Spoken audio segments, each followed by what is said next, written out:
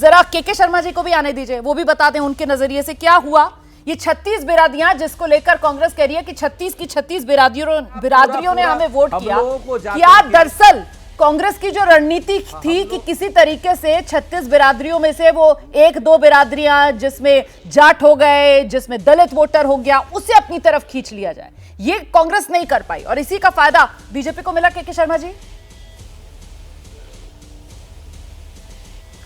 नहीं, मानो जी देखिए, परिणाम बहुत स्पष्ट है जी, और ये परिणाम कई चीजों को दिखलाता है, लेकिन प्रमुखता से जो बातें जो इस चुनाव में दिखी, और क्योंकि मैं तो स्वयं रोहतक में था, आपको भी जानकारी है, तो जो मैं वहां महसूस कर रहा था सवा महीने में, वो ये था कि कांग्रेस पार्टी अपनी पूरी तरह से विश्वसनीयता खो चुकी है। हाँ। इनकी गारंटी फरेब है, ये जनता के सामने स्पष्ट था बिल्कुल से। बगल में हिमाचल का राज्य था, वहां की स्थिति सबको पता है, वहां तनख्वाह देने के लिए पैसा नहीं है, और इनके वहां के मुख्यमंत्री कह रहे हैं कि जिसने घोषणा किया था उससे जाके कहिए। तो ये इनके जवाब हैं जनता के पास। वो क्या हिमाचल हरियाणा के लोग नहीं सुन रहे थे, हरियाणा के लोग अच्छे से जान रहे थे। और राहुल गांधी और उनकी बहन प्रियंका गांधी का जो झूठ है, जो फरेब है, वो पूरा हरियाणा अच्छे से समझ रहा था। और इसी कारण से ये जो, ठीक है, एक बार लाल किताब लहरा लहरा के इन्होंने खूब लोगों को काट की हांडी चढ़ाई एक दौर पे, लेकिन उसके बाद इनकी भी जो है सच्चाई नीचे खुल के आ गई। दलित आरक्षण ये समाप्त करेंगे, इसकी घोषणा राहुल गांधी करते हैं, खुलेआम कहते हैं। एक दलित महिला का इतना अपमान करते हैं, ये भी पूरा वहां के लोगों ने देखा है। वहां इसके बाद आपस में किस ढंग से इनके भ्रष्टाचार के वो थे, आपके यहाँ भी चैनल में सारे वीडियो चले कि पहले जीतने के बाद अपना घर भरेंगे, अपने रिश्तेदारों को नौकरी देंगे, और उसको सबसे पहले जब राहुल गांधी वहां जाते हैं चुनाव प्रचार करने, तो सबसे पहले उसी विधायक के प्रत्याशी के यहाँ जाते हैं, असंध में शमशेर सिंह के, उसकी पीठ ठोकते हैं उस नुक्कड़ सभा में जहां 2500 लोग थे। और इसके बाद जब राहुल गांधी को समझ आता है कि ये नुक्कड़ सभा में 2-2500 से लोग ज्यादा नहीं टिक आ रहे हैं, तो वो फिर कल्पना करते कि 3 दिन पदयात्रा करूंगा।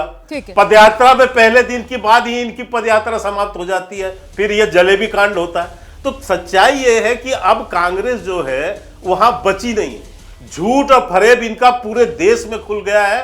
दलितों के सबसे बड़े विरोधी कांग्रेसी ये अब पूरा देश समझने लगा है, इसलिए अब ये हालात इनके बन रहे हैं। एक बात और कह, ठीक है, नहीं, एक सेकंड सर दोबारा आऊंगी आपके पास, दोबारा आऊंगी, आगे के लिए कुछ बचा कर रखे, और सुरेंद्र भाई आपके पास आऊंगी, लेकिन पहले एक एक रिएक्शन सब मेहमानों का ले लूं, उसके बाद आप जवाब दीजिएगा। अनुराग भदौरिया बहुत देर से अपनी बारी का इंतजार कर रहे हैं, और फिर राजीव जी आपके पास भी आ रही हूँ। अनुराग जी, मतलब यहाँ जो वजह के शर्मा गिना रहे हैं, इसका मतलब तो ये हो गया कि खतरे की घंटी पूरी की पूरी इंडिया गठबंधन के लिए, क्योंकि वो काट की हांडी जिसका जिक्र अभी बीजेपी कर रही है, तो इसी काट की हांडी की बदौलत बीजेपी तो कहती है इंडिया गठबंधन, आप लोग पीडीए और दलित खतरे में, पिछड़े खतरे में, अब वो तो हरियाणा ने नकार दिया, अब क्या करेंगे?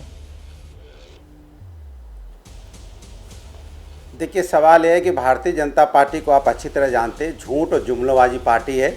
ये सिर्फ झूठी हवा बनाना जानती है। अभी अभी साथी ने बताया कि परसेंटेज वोट बराबर है, लेकिन इनकी आदत है, जैसे 2024 में लोकसभा का चुनाव हार गए हैं, 240 पे सिमट गए, लेकिन फिर भी कहते हैं कि हम जीते। इनकी आदत है।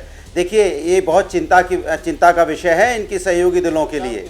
देखिए, जेजेपी खत्म हो गई क्योंकि बीजेपी के गठबंधन में थी हरियाणा में, पीडीपी खत्म हो गई क्योंकि बीजेपी के साथ गठबंधन में रही है। जो पार्टी बीजेपी के साथ गठबंधन में रहती है, या तो बीजेपी उसको खा जाती है या बीजेपी उसको तोड़ देती, 2 भागों में। शिवसेना को भी इन्होंने तोड़ा था, एनसीपी को भी तोड़ा था, पासवान जी की पार्टी जो बिहार में जिनके साथ सरकार में है या केंद्र में सरकार में, उनको भी 2 भागों में तोड़ा था।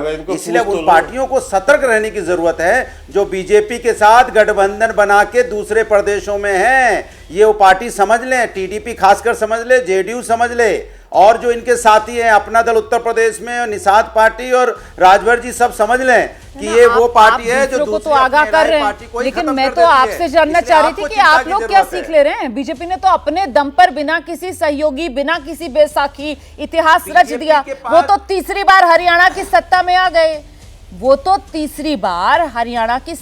गए, मैं तो आपसे जानना चाह रही हूँ, एक तो इंडिया गठबंधन पे सर आप लोग तालमेल ही नहीं कर पाए, एक तो गठबंधन ही नहीं आप लोग कर पाए, ऊपर से अब वो जो दलित, वो जो ओबीसी, जिसको लेकर कहीं ना कहीं एक अधिकार आप लोग जमाते हैं, अब खुद कांग्रेस के नेता सामने आ रहे हैं, वहां पर ओबीसी मोर्चा के जो नेता हैं वो सामने आ गए। कैप्टन जो अभय यादव जी हैं उनकी तरफ से कहा जा रहा है कि साहब ये तो इन्होंने अध्यक्ष जो हमको बना रखा है, एक झुंझुना हमारे हाथ में पकड़ा रखा है। वो तो खुद ही इस तरीके के आरोप कांग्रेस पर लगा रहे हैं। वो कह रहे हैं कर्नाटक में जातिगत सर्वे, जातिगत जनगणना की बात करते हैं, कर्नाटक में कांग्रेस की सरकार ने करा रखा है जातिगत सर्वे, आंकड़े क्यों नहीं जारी कर रहे? सर, कथनी करनी में फर्क जो है उससे क्या पोल खुल रही है? और जो बात के शर्मा कह रहे थे कि ये कहीं ना कहीं भरोसा जनता का खत्म हो रहा है क्या विपक्ष पर? देखिए, भरोसा विपक्ष पे नहीं, भाजपा पे खत्म हो रहा है। जम्मू कश्मीर भारतीय जनता पार्टी हारी कि नहीं हारी? 370 लेके आए थे और वहां हल्ला मचा रहे थे हम जीत गए। अगर जम्मू की बात करेंगे तो 43 सीट में 28 ही तो जीत पाए हैं ना, तो कह रहे थे हम पूरी सीटें जीतने जा रहे हैं। वहां तो सरकार नहीं बना पाए ना। दो राज्यों में चुनाव हुआ, एक वो जीते, एक इंडिया गठबंधन जीती, तो टाई हो गया ना। लेकिन इनकी आदत देखो, ये जम्मू कश्मीर पर बात ही नहीं करना चाहते।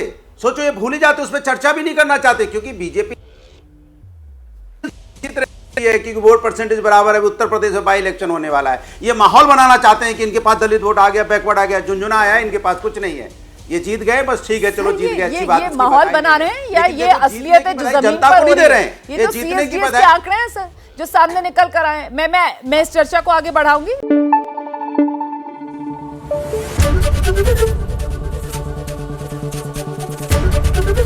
ABP न्यूज आपको रखे आगे।